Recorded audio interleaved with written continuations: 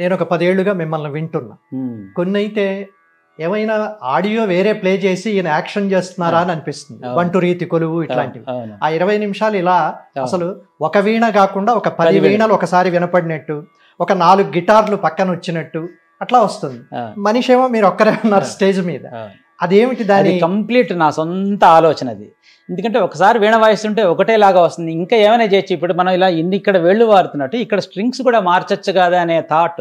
ఇప్పుడు ఏదైనా భగవద్దత్తం అంటారు చూస్తారా, మనకు వచ్చే ఆలోచన అందులో మన గొప్పతనం ఏది ఉండదు అసలు. మనకు అలా రావడమే ఆ కోఇన్సిడెన్స్ అంటారు. అంటే మన ద్వారా ఏదో నెక్స్ట్ జనరేషన్కి ఇవ్వాలని ఆ భగవంతుడు అనుకోవడమే మన అదృష్టం.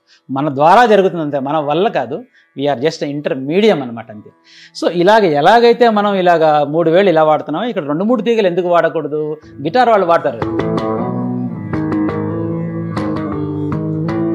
గిటార్ వాళ్ళు వాయిస్తారు.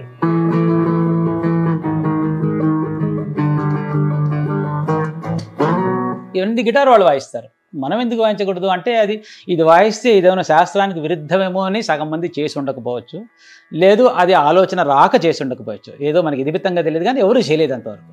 సో అప్పటి నుంచి నేను ఏం చేశానంటే నా ప్రతి కీర్తనలో, ఇప్పుడు మీరు మహాగణపతి వాయించాను నేను, అందులో మీకు చరణం కూడా అన్నాం అనగానే సడన్గా ఇంకొక మనిషి వచ్చి మనతో వాయిస్తున్నట్టు వచ్చేస్తుంది. సో అది ఇంకా దాన్ని నేను ఏం చేశానంటే ఉత్తి కీర్తనలో ఎందుకు, మనం రాగంలో తానంలో అన్నిట్లో పెట్టేయచ్చు కదా అని